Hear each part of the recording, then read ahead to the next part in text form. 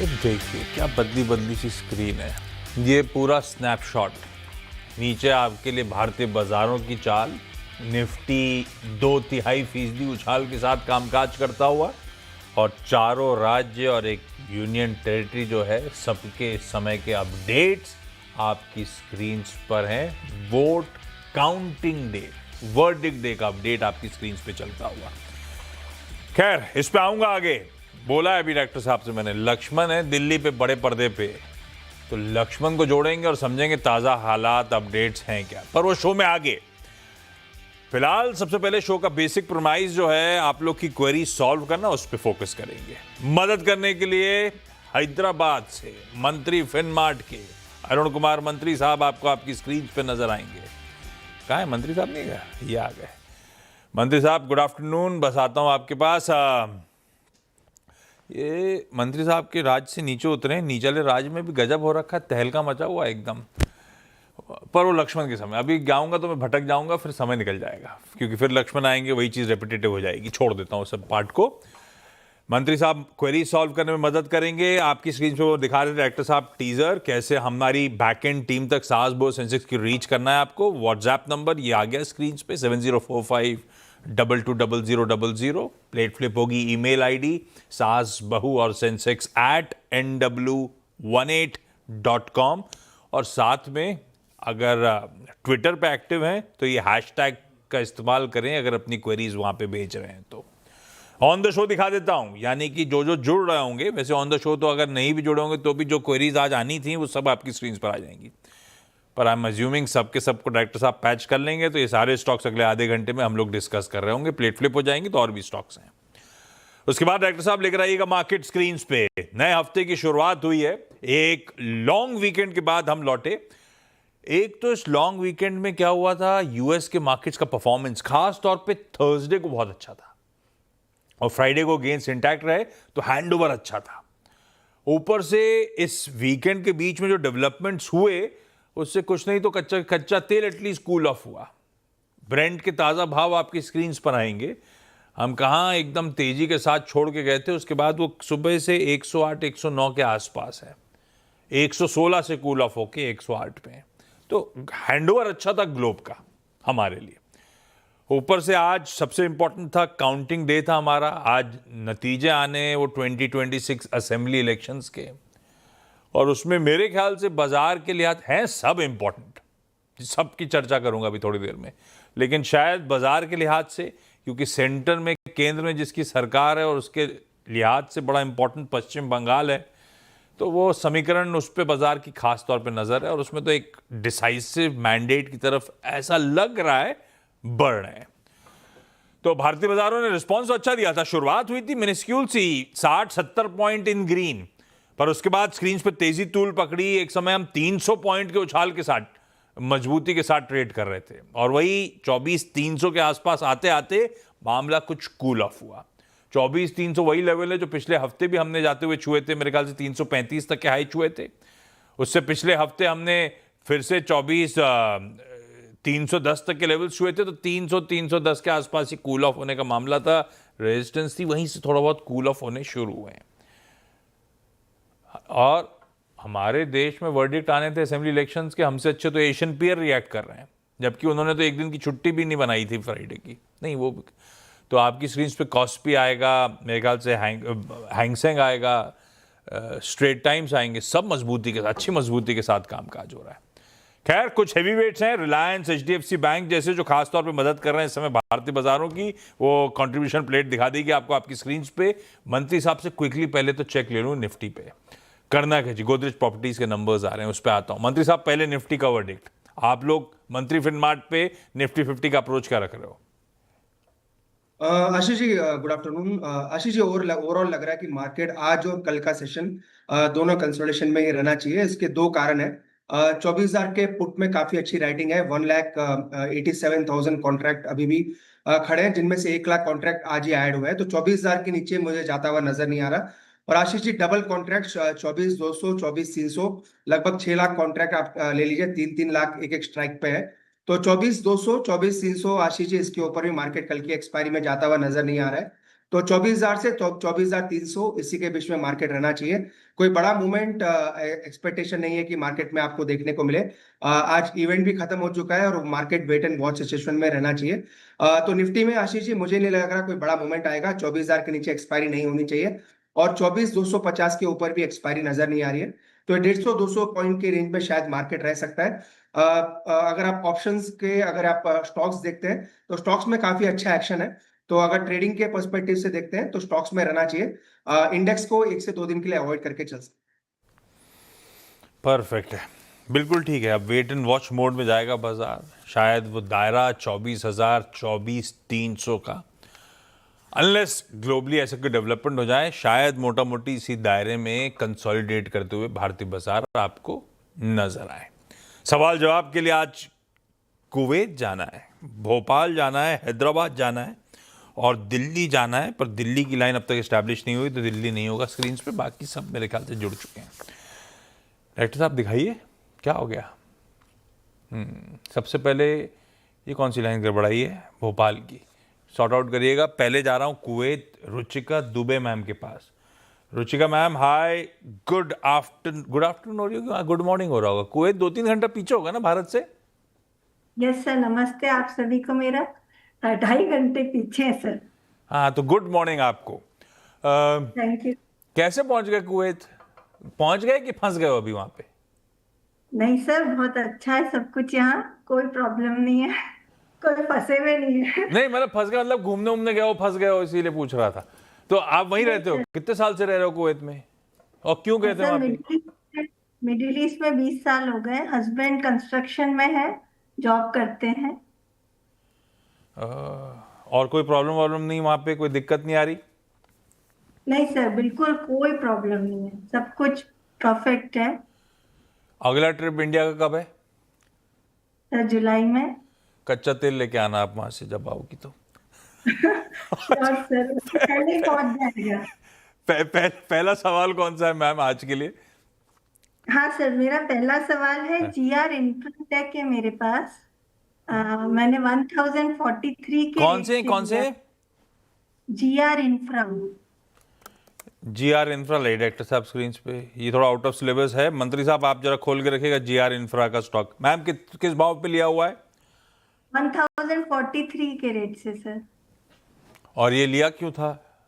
Husband construction में थे इसीलिए ले लिया था या कोई और कारण था? सर फादर ने रिकमेंड किया था। और हस्बैंड क्या कह रहे हैं, क्योंकि वो तो कंस्ट्रक्शन स्पेस में है ही है? सर लेकिन वो स्टॉक मार्केट में नॉलेज नहीं रखते हैं। अच्छा, लिया लॉन्ग टर्म के हिसाब से ही है? नहीं सर, मैं लॉन्ग टर्म इन्वेस्टर हूँ। मैं इसको एक्यूमुलेट भी कर सकती हूँ अगर आप सजेस्ट करेंगे तो। बिल्कुल, मंत्री साहब बताएंगे। मंत्री साहब, जीआर इंफ्रा। देखिए आशीष जी, अच्छा करेक्शन स्टॉक में देखने को मिला है। 800 से 850 ये एक अच्छा बेस है आशीष जी स्टॉक के लिए। तो डेफिनेटली मुझे लग रहा है होल्ड करना चाहिए। अगर थोड़ा मार्केट में यहाँ से मोमेंटम बनता है तो मुझे लग रहा है वापस से स्टॉक 1080 से 1100 तक के लेवल्स भी दिखा सकता है। तो इनिशियल टारगेट्स मेरे 1100 तक के आपको जरूर देखने को मिल सकते हैं। और आशीष जी अगर एक्यूमुलेट करना चाहे तो करंट लेवल पे भी कर सकते हैं, एग्जैक्टली ब्रेकआउट के आसपास है। तो अगर थोड़ा बहुत एड ऑन करना चाहे तो डेफिनेटली करें। 940 के आसपास चल रहा है। स्टॉप लॉस जरूर मेंटेन करें 880 पे। 880 से 860 इसका मजबूत सपोर्ट है। तो सेफली अगर रखना चाहे तो 860 का स्टॉप लॉस लगा के स्टॉक को डेफिनेटली होल्ड करें। और ऐड करना चाहे तो भी कर सकते हैं। 1100 तक के टारगेट आशीष जी मुझे लग रहा है स्टॉक में आने चाहिए। ओके, आपका सवाल था और ऐड करना है तो वो भी करा जा सकता है। बढ़िया ब्रेकआउट पे खड़ा हुआ है, 1100 के टारगेट्स तो अभी नजर आते हैं। बिल्कुल ठीक है, इसको और जो है करंट क्वांटिटी उसे होल्ड करके चलिएगा। भोपाल से रोशनी जी जुड़ लो। रोशनी जी की लिंक को डायरेक्टर साहब ने अंधेरा कर दिया था। Roshni ji, welcome on the show, good afternoon. कब से स्टॉक मार्केट में हो आप?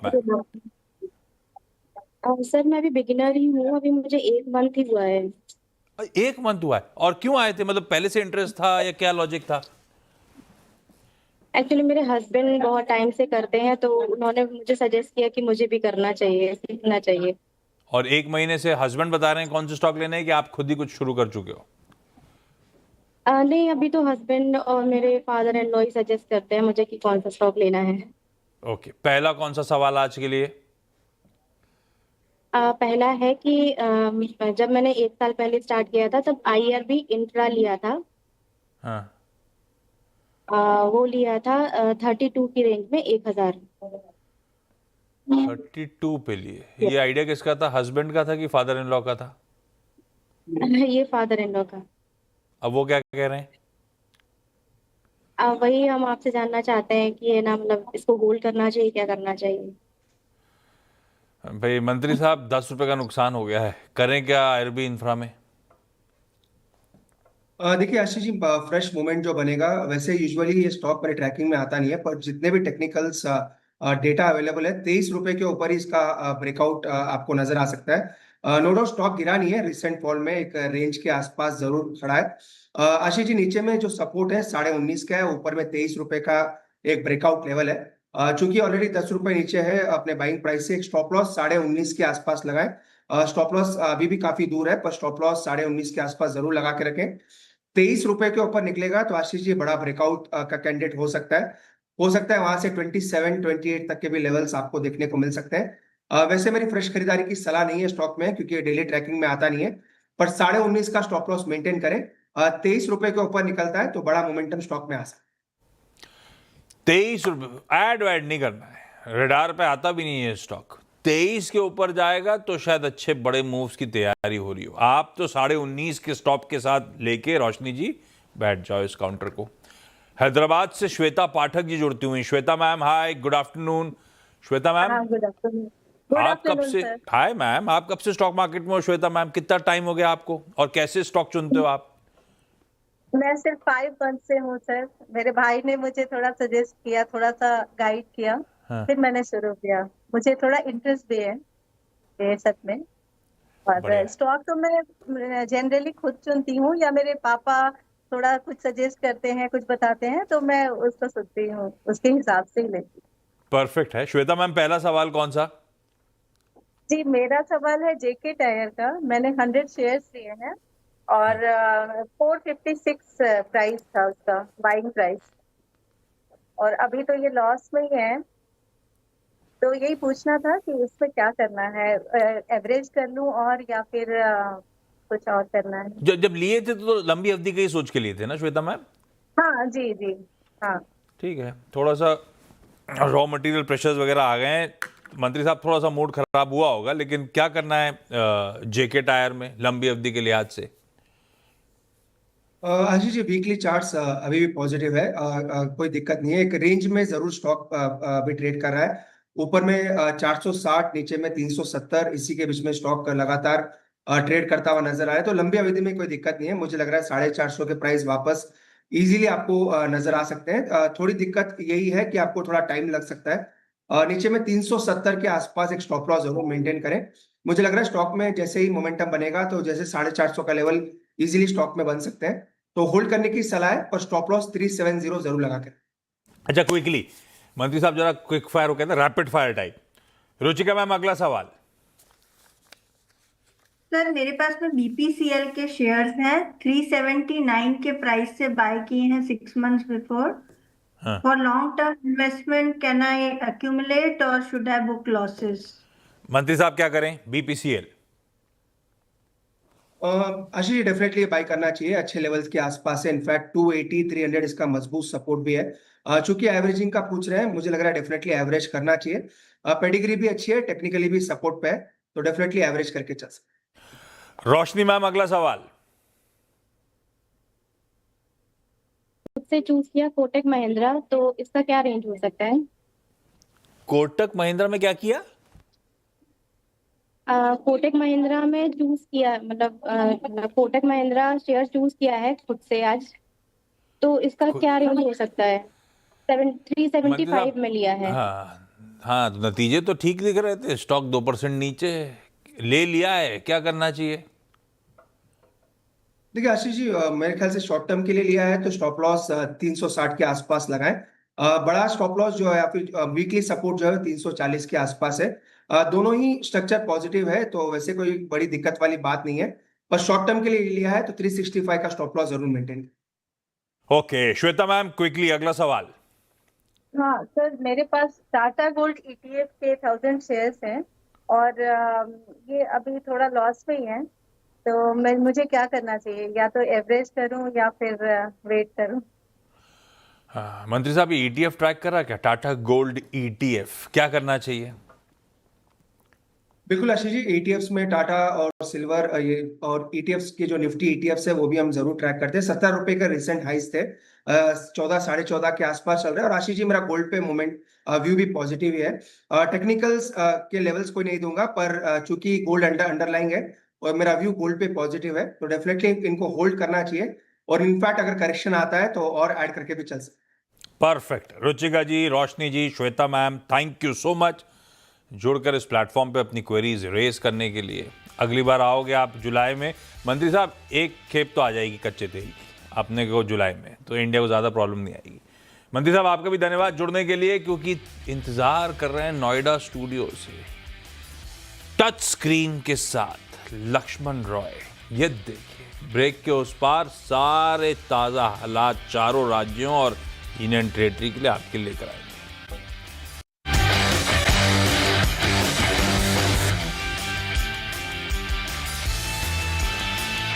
चलिए भाई, अब आइए 2026 असेंबली इलेक्शंस। अब इस समय वोटों की गिनती चल रही है। अब तक की तस्वीर है क्या, वो डिटेल में समझ लिया जाए। और पूरी पिक्चर समझाने के लिए या समझाने के लिए लक्ष्मण रॉय जुड़ चुके हैं। भाई साहब, गुड आफ्टरनून। ये प्रोड्यूसर साहब ने लिखा था कि पूरी पिक्चर, ये पिक्चर मान लूं या अभी भी ट्रेलर है, ये भी बताना आप।